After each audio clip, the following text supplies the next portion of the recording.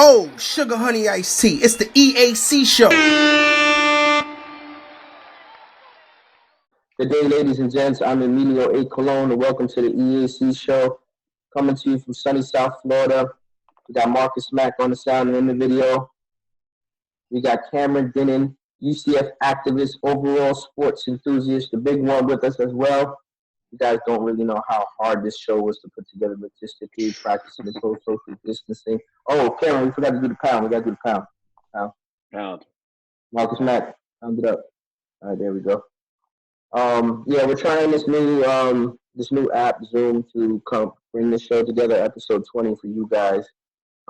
Yesterday was a nightmare with this, trying to figure out, how we're gonna make it work, what we should do, blah blah blah blah blah. But we finally figured it out, and we're gonna put this show together for you. Got a few things that we have to talk about. Obviously, today is Wednesday, Marcus Mack, so we're gonna do our famous EAC headlines. Also, we're going to address something that we posted on IG, the EAC Show on IG, which is the top ESPN 30 for 30 documentaries.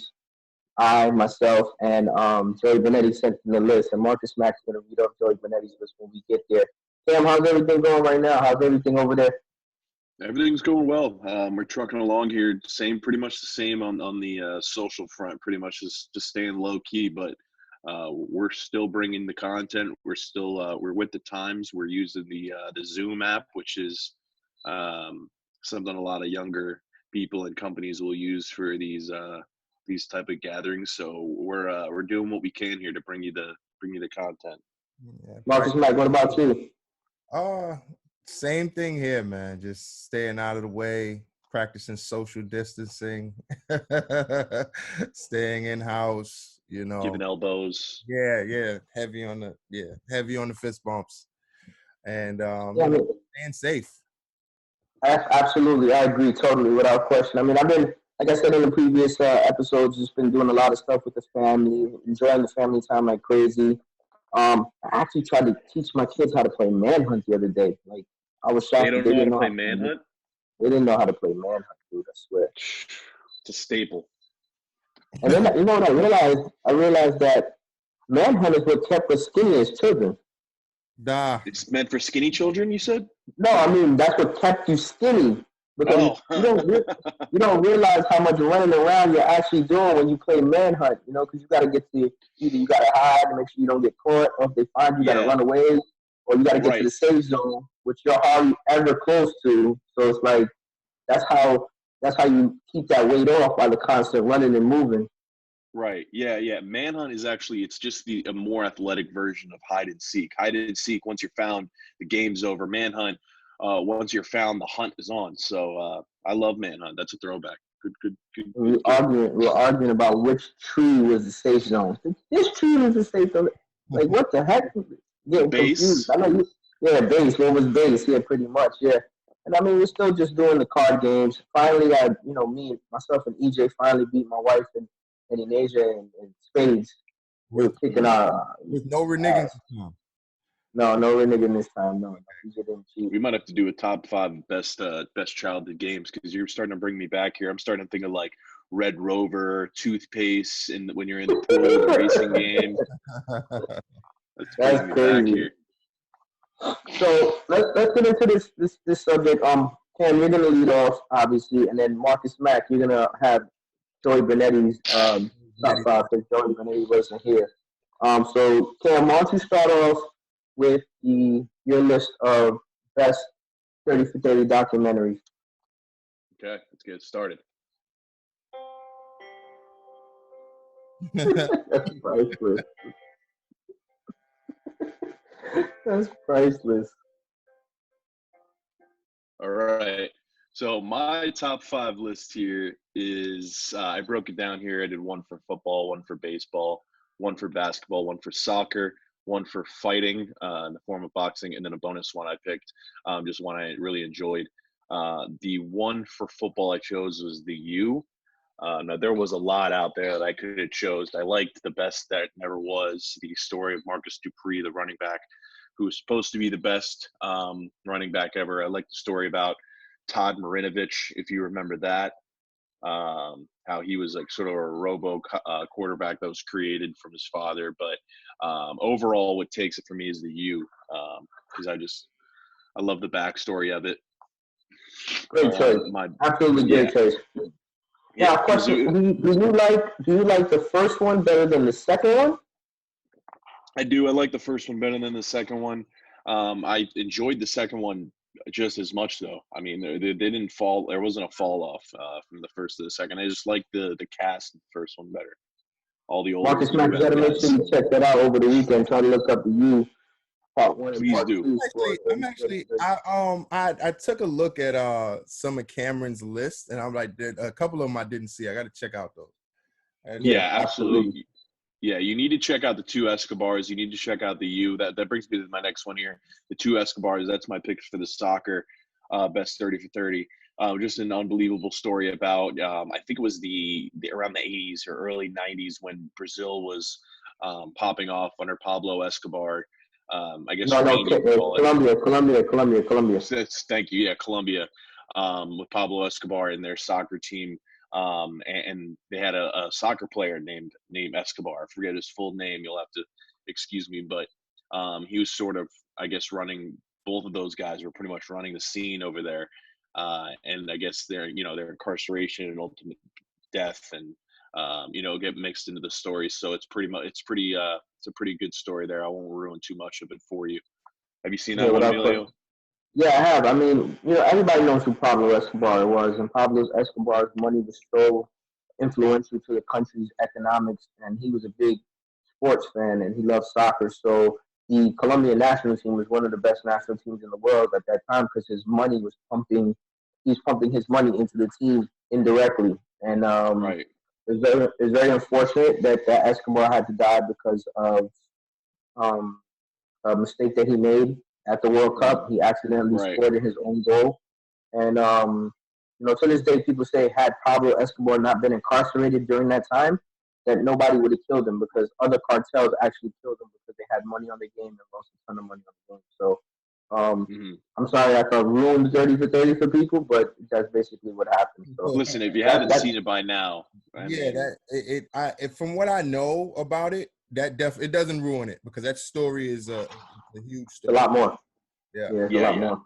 It's still great. So that's one that I really do enjoy. The next one is my baseball nomination, Catching Hell, which is pretty much just the story of Steve Bartman and the hell that he went through when he caught the foul ball. They still haven't seen that. You still haven't seen that? Oh, it's great. They still haven't seen that, man. Oh yeah. They when they won the World Series back in, I believe, 2015. 2014, 2015. They reached out to him and was like, hey, let's just start over, blah blah. Why don't you come to a game? Why don't you come to the game when we're unleashing the rings and all that? And he didn't show up. I mean, he's just staying away from Chicago because of how bad it was, how many death threats he received, and just a crazy story.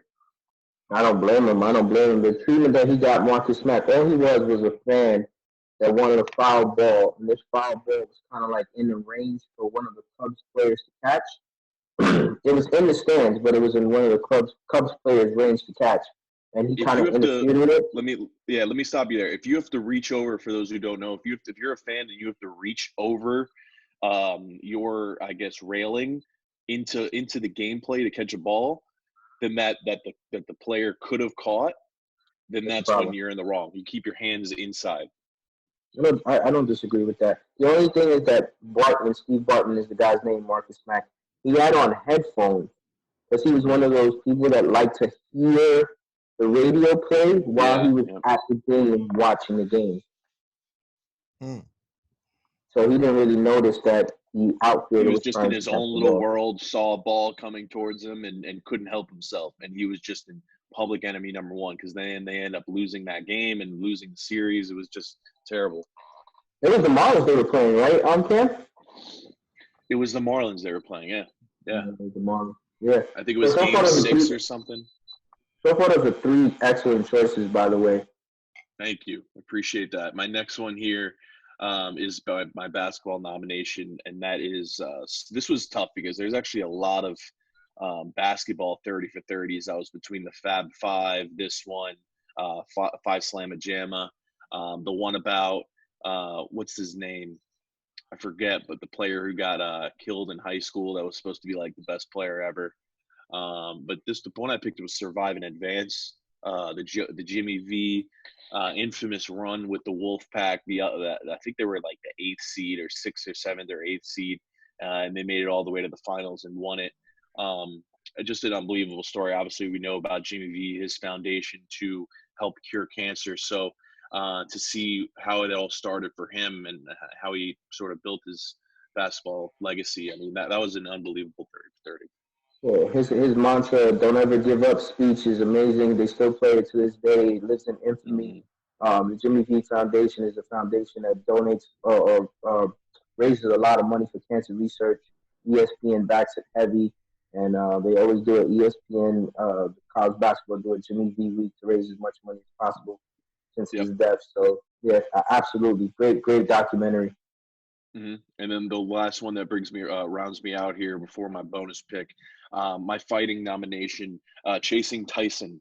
That's something we've talked about before. That's an unbelievable one. That's sort of a newer one over the last couple of years, but that's about the friendship between Mike Tyson and Tupac Shakur, really at both of their heights, early mid 90s, and the friendship that they had before the ultimate demise of Tupac. And they showed Tyson during all this and how broken up he was and the issues Tyson was going through in his own career and life. So that was just a good story about that time frame and what was happening in sports. Marcus Mack and Cameron, I was watching a Joe Rogan podcast, and Evander Holyfield was a guest on the podcast. And Evander Holyfield was speaking about when Mike Tyson bit him in the ear. And they asked him what was Evander's first thoughts on that. And Evander said, "I wanted to bite him right back." It's adrenaline. He said, "I wanted to bite him right back." And then he was like, and then he bit me, and he goes, then he bit me again, and I wanted to go fight him again. But Evander just didn't have the opportunity to. Victor Holyfield's reaction to that bite was epic. I mean, like, you could tell he really wanted to do something. He was upset. Like, he was like a kid. Oh my God. Can you believe this? Yeah, it's like if you were to get bite in a fight just out in the street. Who does that? Someone, just a competitor, someone who's trying to win at all costs and forgets what to do in there. He just gets so filled up with competitive rage. If I'm not mistaken, when Mike Tyson did an interview afterwards, after the whole melee, he said that he did it out of frustration. He was frustrated. I mean, absolutely. He was getting his ass handed to him, but it's understandable. And that's what Mike Tyson wasn't used to.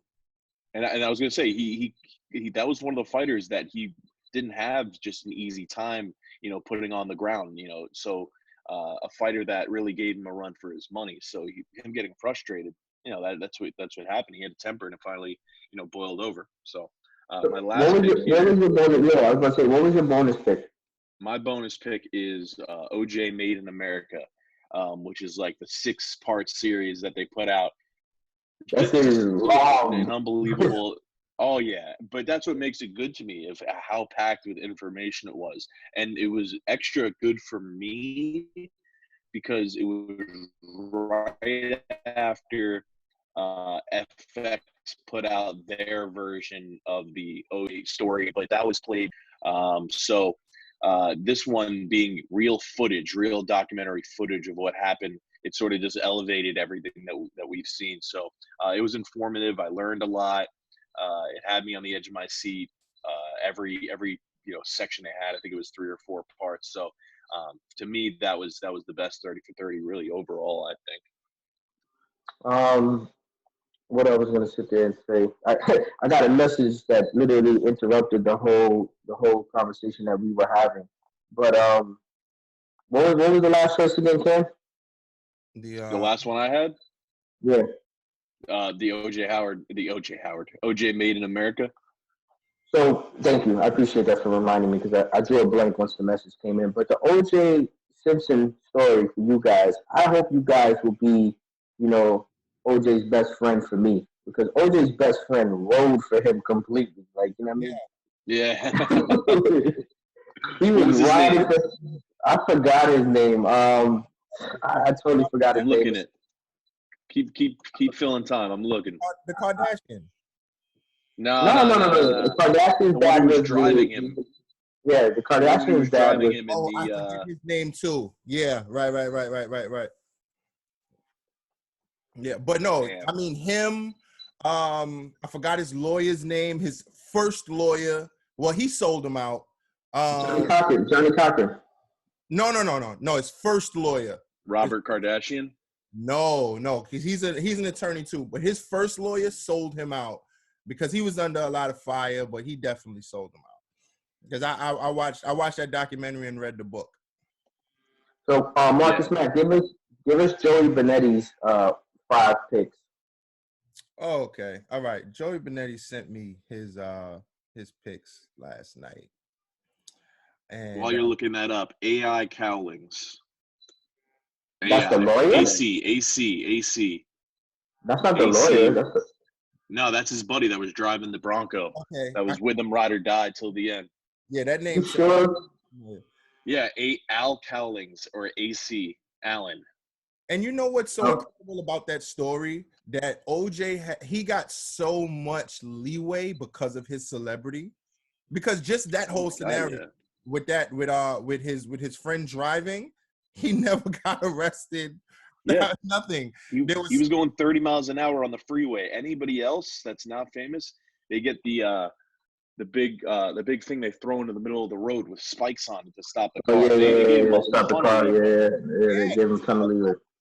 Going through the different counties. Yeah. You know, when they first went to his house, they found the bloody glove. You know, he was out of town initially. No. If it don't fit, you must acquit. That's it. No, I don't want to hear none of that. Okay. That's right. The glove shrunk. The glove shrunk. I That's what they were. I don't need to hear. I don't need to hear. We're ruining this now for you for that nobody saw. But if you haven't saw that, then you're under a rock because it was an amazing 30 for 30. But the way that he was acquitted with that whole glove situation was that they said that the glove, because it was covered in blood, it was covered in liquid, it shrunk in the time frame that it was bagged and presented in court. And also, O.J. Simpson had like arthritis, so he took medication for his hand. If he didn't take his medication, then his hand would swell up and get big. So his attorneys told him to not take his medication that morning. So in court, when he put the glove on, it didn't fit. So when he put the glove on, he had a hard time putting it on his hand because his hand was swollen. And that's when Johnny Cochran stood up and said his famous words, "If it doesn't quit, you must acquit." Or it doesn't fit, you must acquit. So that's a little backstory on that. So I thought that was interesting. That was like a huge blow up, come to Jesus moment for me when I saw that in the documentary. Marcus Mack, give me a second. Let me get to this part of the show, the promo. This part of the show is brought to you by ElCubanoSandwichShop.com. Use the promo code EAC and receive discounts on online pickups or delivery orders. Enjoy a cafe con leche or natural pre-workout shot of that Cuban coffee to start your day. The daily lunch specials and their steak sandwich is next level. Once again, use the promo code EAC. That's ElCubanoSandwichShop.com or 954-906-5110. Remember, use the promo code EAC, and that's El Cubano Sandwich Shop in Coral Springs, Florida. I just want to point out that El Cubano's is still open for takeout right now. Yeah, go down there. Absolutely. I was just there yesterday. I got me a little croissant, egg and cheese, and a cafe con leche, and called it a day. So Marcus Mack, let's get into Joey Benetti's 5. Okay. All right. Mr. Joey Benetti couldn't be here today. He sent me his first. Well, let's say we're going to go from number 5 down to his top pick. So his last pick is small potatoes, which was being the front runner to sink the United States Football League. Now, Cam, you want to get into that one a little bit and tell the story about that one? Yeah, so the whole situation was that it was during the time of the merger between the USFL, the NFL, the American Football League, and as Donald Trump, he owned the New Jersey Generals at the time from 83 to 1985. So he just had a big foot in the demise of the USFL and sort of just gave way for how the new NFL was going to take place for 30 to 50 years after that. So he was, I guess, the main center place of the USFL going under. And what did he have? What was his second pick, Marcus Mack? Four. 5-4. Sorry, 4. Yeah, 5-4. Sewell's documentary. Am I saying that right? Sewell's documentary. You can tell I didn't see it, right? Junior Sewell's death by suicide in 2012. So Junior Seau was an amazing linebacker who ended up playing for the San Diego Chargers at the time and ended up finishing his career with the New England Patriots. And I guess they were trying to show how maybe the constant hits in between CTE led to a man that was admired by all to kind of like take his life because he just couldn't deal with the changes, things that he would go through, things that he would go through with his wife, just the changes in his mannerisms and his attitude or whatever it may be. So they were trying to connect whether the hits on his head from playing football had anything to do with him committing suicide and leaving this earth way, way too early. Yeah, absolutely agreed. And everyone that came out on his behalf say how great of a guy he was, his family. So it was just sad. I remember that when that happened originally. But that was one of the first cases of CTE we saw. Obviously, the way he killed himself, he shot himself in the chest so that he was able to give doctors a chance to dissect his brain and figure out what the overall issue was, why he was catching a temper so short and, not able to deal with stress as easily and, having head pain. And so that was just overall a terrible story, but a great linebacker he was. What's his third one on Marcus Mack? All right. Number 3 is Brothers in Exile. Levon and Orlando Hernandez, both pitching in World Series titles.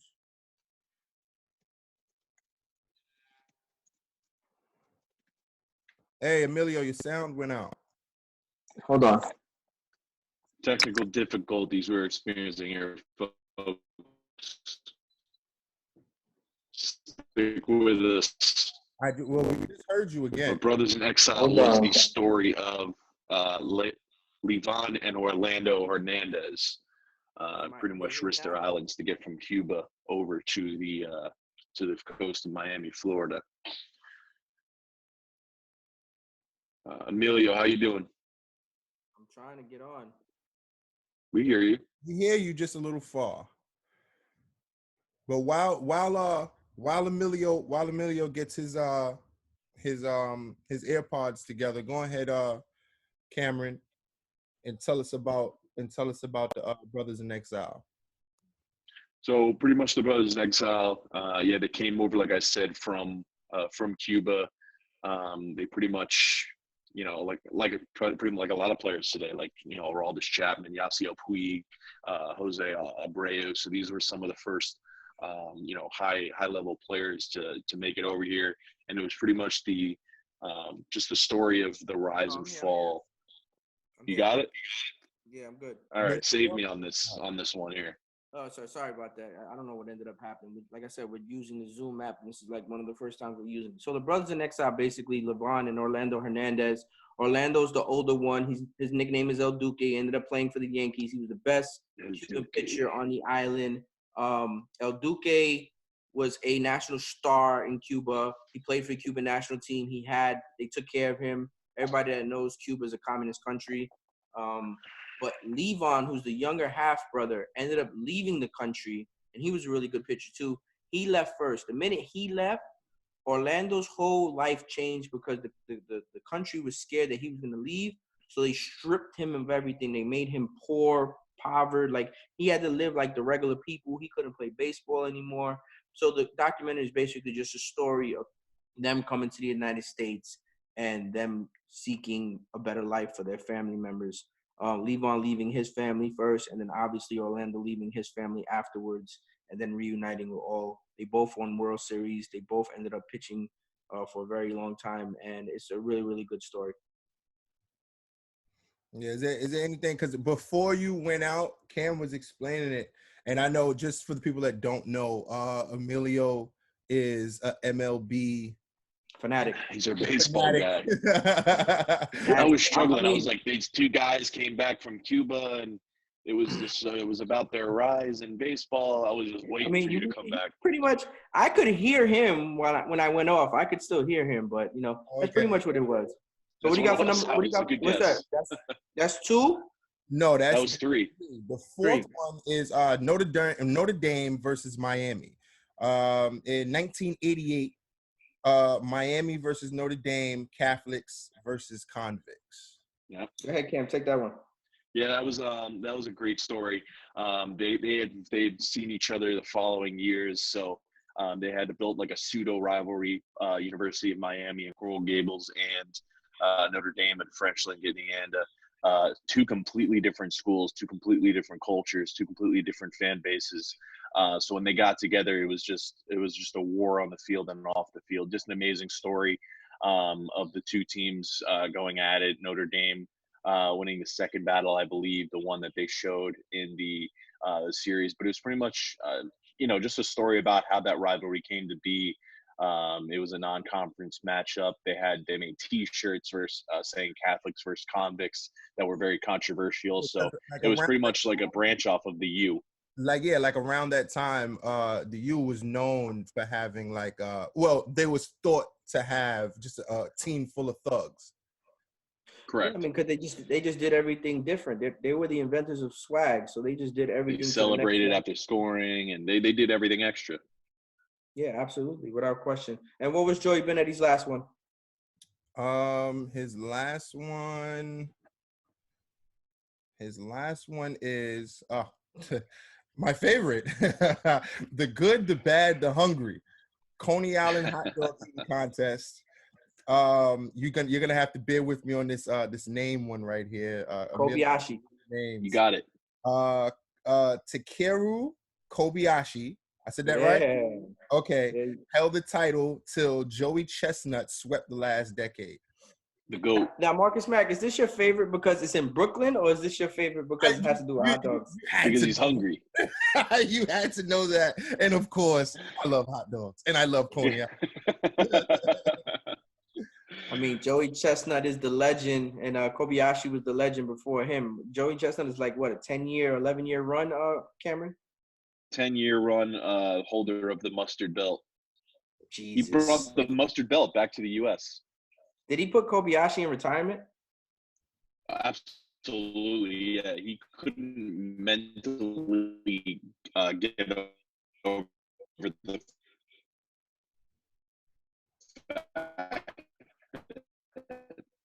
Marcus, did we lose Cam? he was getting beat so badly.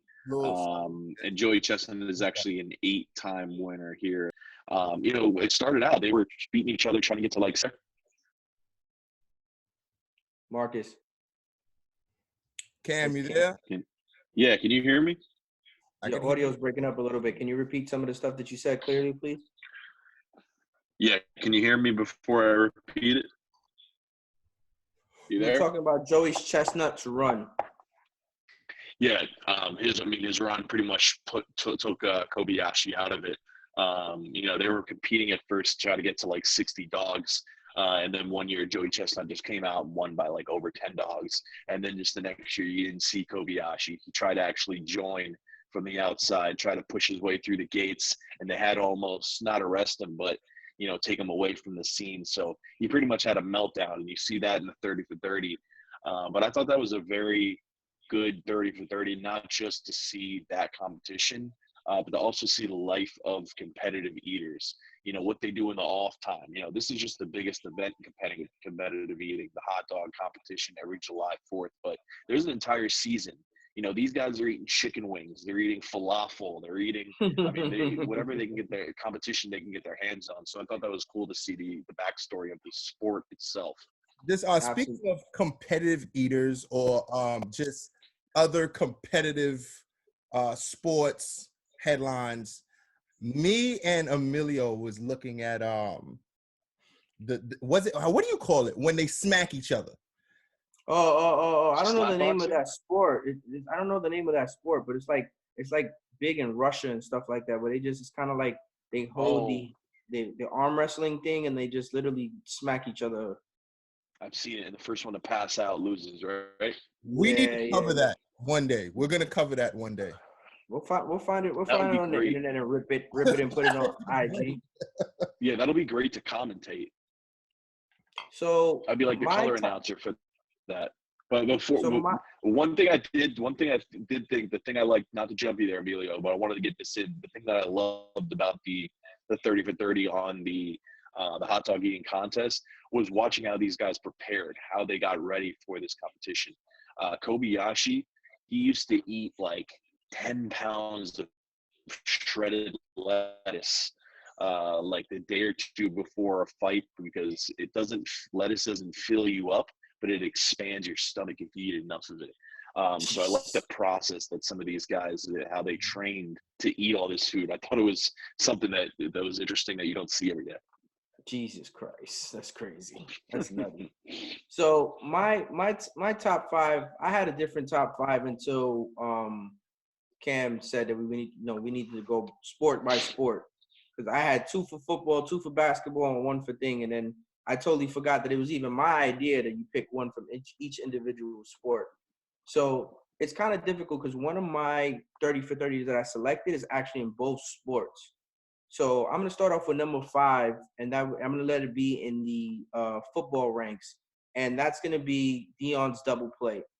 Oh, I thought you were Dion's going to say you don't know Bo. Yeah, I was Similar. gonna say that. But I like my baseball selection, so I left that one out. So the Dion's double play is basically Deion Sanders' attempt to play a football game and a baseball game in the same day. And Dion illustrates and he narrates the whole thing pretty much himself. And it's just his style, his swag, the way he speaks, his character. There was He no one invented better. swag, man, Yeah, at the absolutely. time. If you guys haven't watched that 30 for 30, please go check it out. So that's my football pick, Dion's double play. My baseball pick is actually Doc and Darryl, big New York Mets fan. I'm not gonna go against Doc and Darryl. It's the documentary of Doc Gooden and Darryl Strawberry and how they ruled New York City during the 80s when they were playing for the New York Mets. There was a whole bunch of white powder Did going coke. around Yeah. between Fernandez and Darryl Strawberry. Darryl Strawberry has even came out and said he fornicated with a woman in between innings, which is A little mind-boggling fornication. to me. I wouldn't even know how he would do something like that. But it just shows their rise and also it shows their fall. So that is my baseball pick. My basketball pick, this one was tough. There were so many really, really, really good ones, but I ended up choosing the Fab Five. Great. I mean, you can't go wrong with that. It took a lot out of me to not pick that. Fab Five is a story about the Michigan Wolverines freshman 5. It was Ray Jackson, Jimmy King, Jawan Howard, Chris Webber, and Jalen Rose. And it's just their story about how they were probably the greatest team to never win a championship.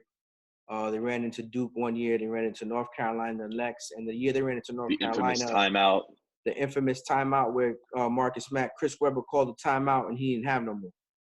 So they ended up getting a technical foul and the game was pretty much out of reach after that. There's so many good. What's that called again? It's called the Fab Five. Fab Five. You would love that, Marcus. Yeah, it's called the Fab Five. Another one that I selected. This is actually in track, and the one that I selected is called 9.79, and it's the story about our famous USA track runner Carl Lewis, who was Mr. Olympian, won ridiculous amount of medals. He was Usain Bolt before Usain Bolt was Usain Bolt, running against his nemesis, Ben Johnson. And Ben Johnson was a freakish athlete.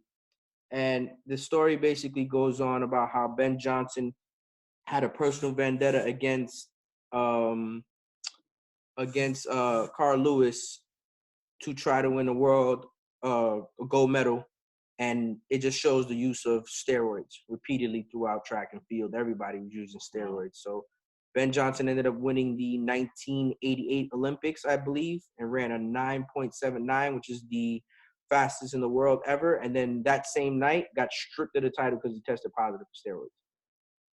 Wow. Yeah, I gotta write that one down. I love stories like that. I'll have to see that. So what was that? That was my fourth one, right? So I have one more to pick, correct? Yeah. So the one more to pick is it is basketball, but it's listed as like an other. It's kind of weird because I don't think necessarily they were trying to have it as a basketball documentary, even though it has basketball in it. I think they were more trying to talk about the war that was going on and what was used to be known as Yugoslavia. It's called Once Brothers, and Once Brothers consists of a story between Vlade Divac, famous LA Laker and Sacramento King player. He's also known for being traded for Kobe Bryant on draft day, and Drazen Petrovic, who's probably Croatia's best player ever, and how a war between a separation of what we know as Serbia and Croatia today, which used to be called Yugoslavia, separated these two brothers that they've known each other since they were teenagers. And they played on they played on Yugoslavian national team together. And the war between Yugoslavia and Croatia separated them, and they never spoke until the death, not even after the death of Drazen Petrovic, who died suddenly in a car accident.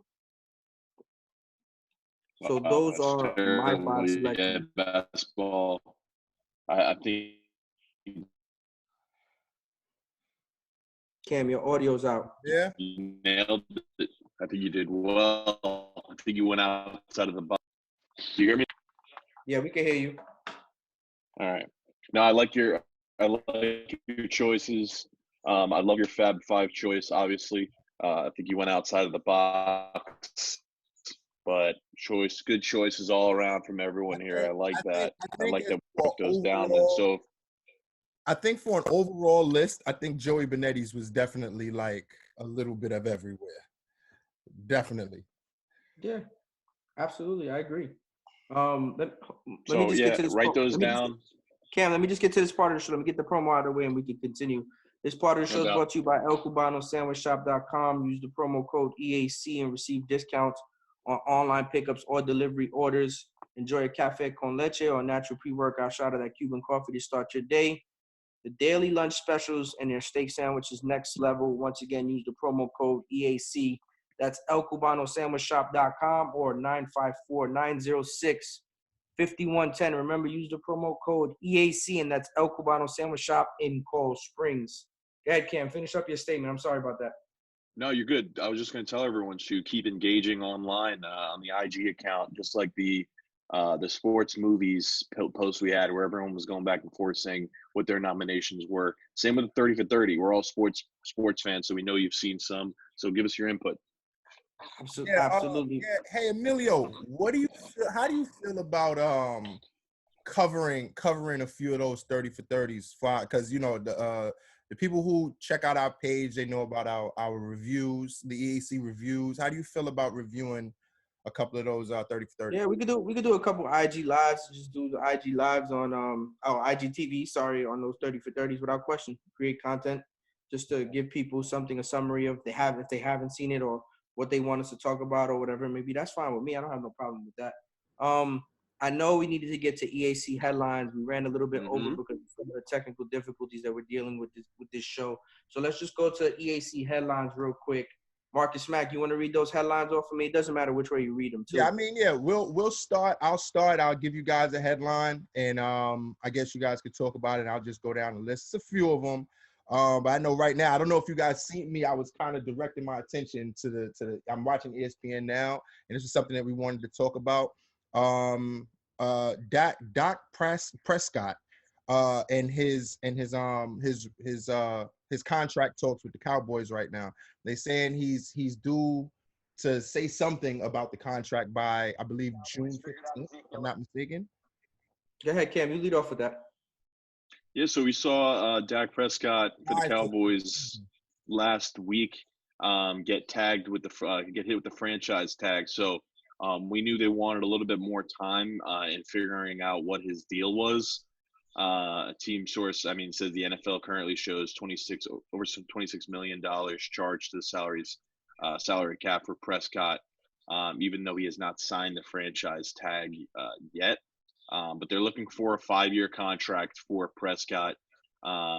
Prescott and his agent are seeking 4. So they're just trying to hash it out right now. The deadline is, I believe, July 15th to work out a long-term deal. So we'll see what happens. But again, we were talking to the tune of close to $34 million a year. You think he gets that, Cam? I don't think he should get that. I think he's going to get that because it's Cowboys and everything's bigger in Texas. And ultimately Jerry Jones, because, now that he's out on Tom Brady and they don't really necessarily have a high pick to get one of these top draft picks for quarterbacks concerned this year. So I think they should be all in on Dak Prescott. But with the new CBA contract, I think it's just going to be way too inflated. I don't think it's – last year he was supposed to get $30 million a year, and everyone laughed at it. Now he might get $34 million a year after, like, an average performance this past season. Well, his play is warranted. At the end of the day, I don't care what anybody says. He is showing it on the field. So it is warranted to why he should get it. Does he get it? I don't know if he gets it. I'm sorry to cut you off there, but, like, Tom Brady, like – Aaron Rodgers, nobody's received $34 million a year. Yeah, but times are different. Times are different. There's new money coming in that those guys didn't have access to. By the time Tom Brady most likely retires, maybe a year and 2 into where you're going to start receiving gambling revenue that no one ever had before in the NFL. So there's going to be more money to spread around. I agree. I just think if Prescott's making $34 million, he's going to set a precedent for all the quarterbacks that think they're on the same level or better than Dak Prescott. It's going to keep going up, these contracts. You're going to see Pat Mahomes. If he's getting $34 million a year, Prescott, Mahomes should get $50 million a year. You're just going to keep seeing these guys trying to one-up each other. There's only one man in sports. One man in sports that feels like he's being – well, us as a people feel like he's being underpaid, and that's Mike Trout. So you have to deliver on that level. You deliver on a Mike Trout type level, then you could be like, yo, he's worth every dollar. So, I 100% understand what you're saying, and I agree with you. Totally. Yeah. But there's also another side to it. Some sort of structure.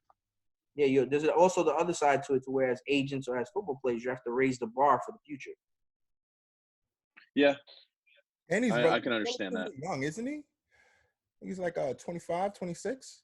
Yeah, he's young. That's a great point, too. This is only, his 4th or 5th year, tops?